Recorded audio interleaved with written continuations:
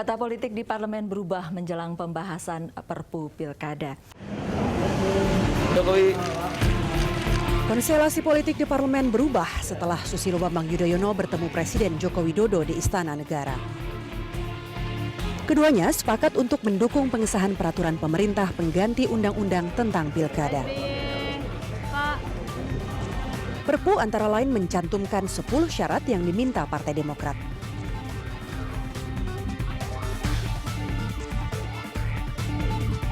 Isu pilkada lewat DPRD mencuat lagi dalam Munas Partai Golkar yang dihelat di Bali. Munas di Bali merekomendasikan agar Partai Golkar mengusahakan pelaksanaan pilkada lewat DPRD. SBY yang menerbitkan Perpu Pilkada kecewa dengan Golkar. SBY mempersoalkan kesepakatan antara Demokrat dan Koalisi Merah Putih. Setelah SBY bertemu Jokowi, Golkar melunak. Partai Beringin mengaku sepakat mendukung pilkada langsung. Langkah Golkar lalu diikuti kawan seiringnya di KMP. Ya, Bang Don, Januari memang sesudah reses begitu ya, itu pembahasan Perpu Pilkada dan melihat dinamika politik begitu kata Pak Hia. Dinamika politik sekarang ini tampaknya ada koalisi Indonesia Hebat, ada koalisi Merah Putih untuk soal Perpu Pilkada akan berjalan mulus. Tetapi sesudah itu mungkin Demokrat akan berperan lebih banyak sebagai penyeimbang, Bang Don. Ya, tadi kan sudah dijelaskan sama Pak Sarif Hasan tentang penyeimbang tadi itu. Ya, saya kira saya bisa terima penjelasannya. Tapi yang menarik adalah setelah ini kan konstelasi seperti apa di DPR. Saya ingin mengutip Pak Agung, Pak He. Pilpres sudah lalu dan rakyat sudah melupakan Pilpres. Yang ingin saya katakan adalah bahwa mungkin yang harus dikatakan adalah bahwa koalisi akan lebih dingin di DPR setelah ini gitu. Apalagi mungkin soal pilkada ini semua akan balik kanan kan, di mana SBY-nya adalah pemenang realnya gitu. Ya, itu kira-kira akan terjadi dengan MD3. MD3 sudah selesai dan itu kemenangan PDIP lah. Ya, dan memang kita harapan kita ini kan pertama kali dalam sejarah parlemen Indonesia di mana hampir 3 bulan tidak bekerja secara efektif. Sebenarnya tidak bagus bagi situasi politik parlemen ini. Karena apa? Karena sebenarnya yang dirugikan itu adalah pemerintah juga. Karena APBN itu tidak bisa, APBN 2015 tidak bisa dibahas. Dan kalau itu terjadi terus sampai 3 bulan, nah sekarang udah dampaknya udah kelihatan. Yang akan merasakan at the end daripada masalah ini adalah rakyat.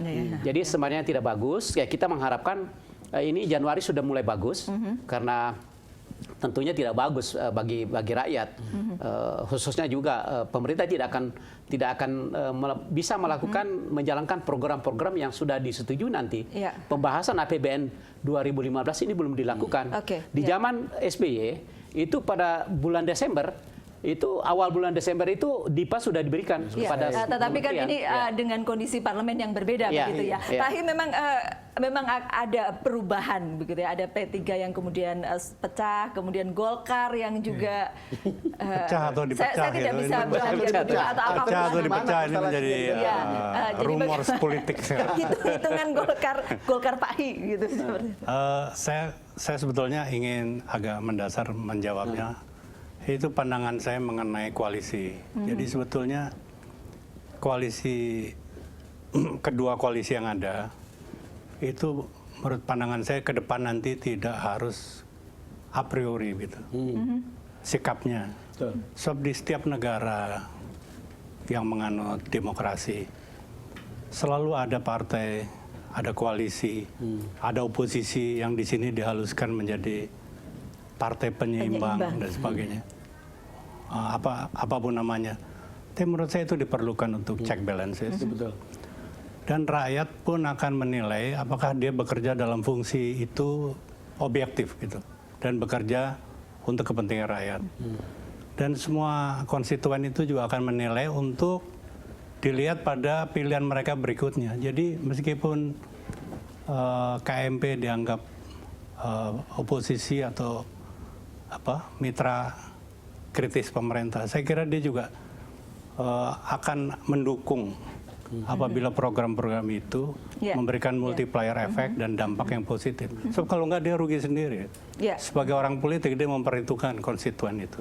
Iya, itu makanya kemudian begitu ada gerakan dari Pak SBY dari Demokrat, KMP juga langsung bertemu dengan Pak SBY. Iya, tadi siang makan siang mereka. Iya, kan artinya sudah dan putusannya jelas kan mendukung Perpu Pilkada begitu kan, sudah pasti. Ya, tadinya kan kita berpikir bahwa ketika terjadi keributan itu KIH dengan KMP itu benar-benar dalam posisi yang rigid terpisah begitu kan. Nah, kalau dalam kondisi seperti ini orang mungkin bisa berpikir, oh berarti tergantung dong masalahnya apa. Toh KMP juga akhirnya bisa berbeda-beda pandangan walaupun akhirnya tetap satu bangsa. Ya, lebih sehat mungkin ya Bang, atau gimana? Saya tidak tahu apakah lebih sehat, tapi ini kan ceritanya bahwa ini noisinya itu berkurang. Noisinya berkurang, kegaduhan itu berkurang, lalu kemudian memang menurut saya DPR harus malu Pak Syarif.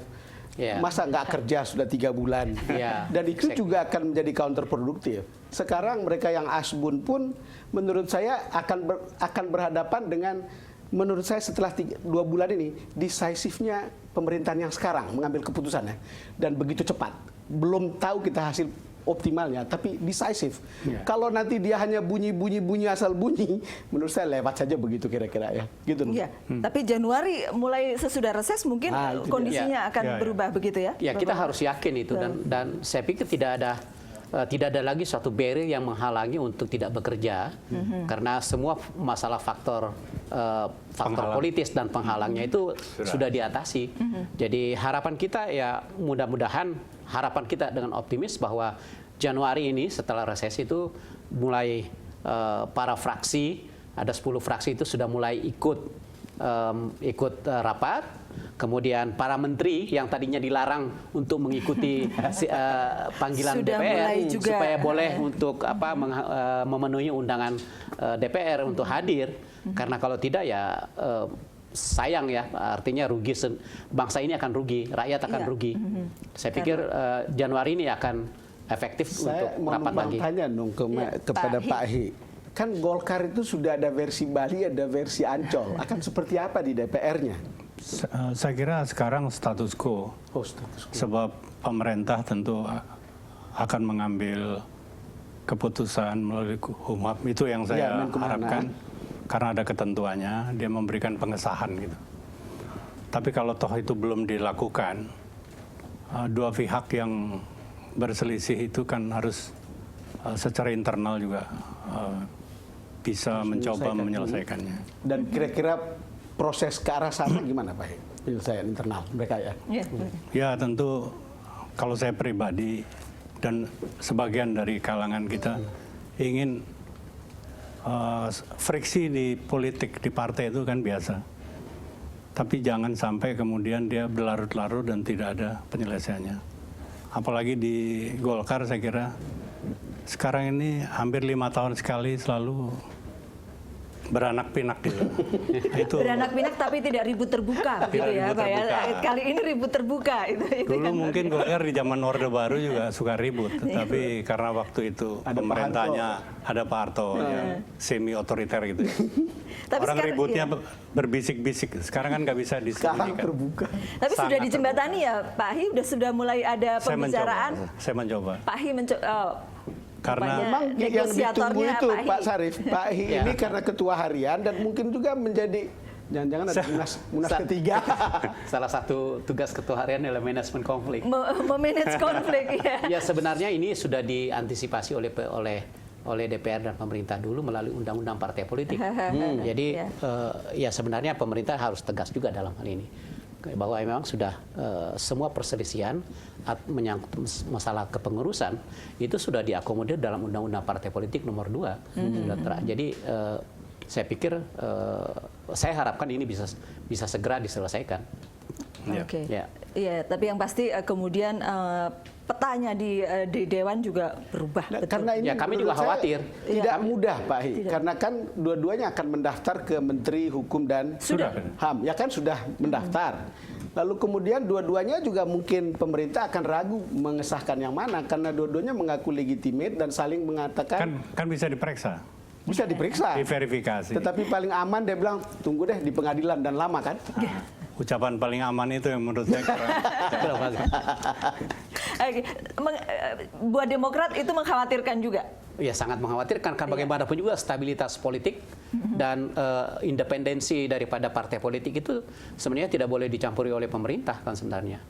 Jadi cukup jelas dan situasi politik yang gaduh ya itu tidak bagus buat perkembangan bangsa ini ke depan. Karena dengan perpecahan ini, mohon maaf nih, perpecahan ada Golkar, ada P3 juga gitu. Itu dan dua-duanya belum settle, belum selesai.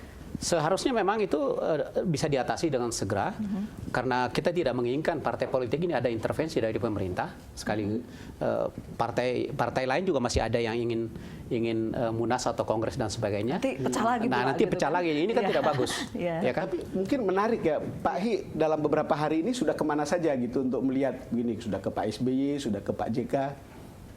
Ya, saya memang orang gaul ya.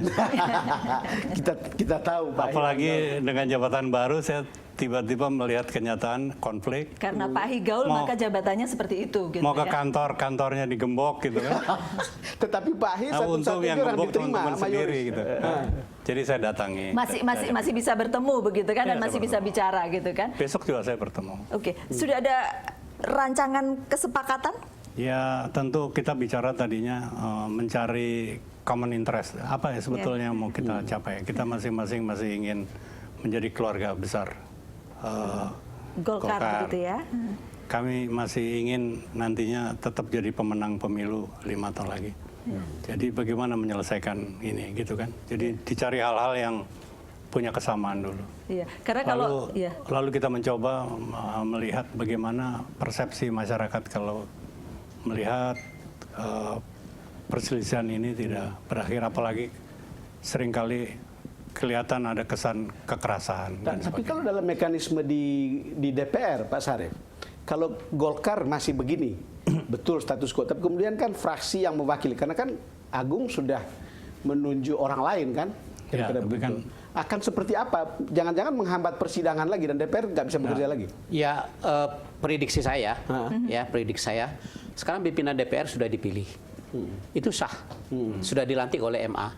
Ya, jadi kalau ada perubahan DPR pun juga kemungkinan itu tidak akan di follow up, tetapi yang jelas yang sudah eksis itu yang diakui. Karena saya membayangkan begini nih Pak Syarif Hasan, kalau kemudian Demokrat tiba-tiba melobi Golkar versi Pak Hi gitu kan, terus versi yang lain. Yang kami kenal ini Golkar versi Pak Hi.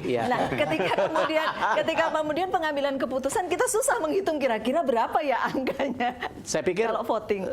Tidak, kami tetap berpikir bahwa yang Munas di Bali itu adalah yang kami kenal. Saya sendiri waktu pembukaan Munas Bali itu saya hadir, ya kan. Tapi penutupannya tidak jadi masuk karena ada rekomendasi pilkada tidak langsung. Itu eksiden biasa, ya kan.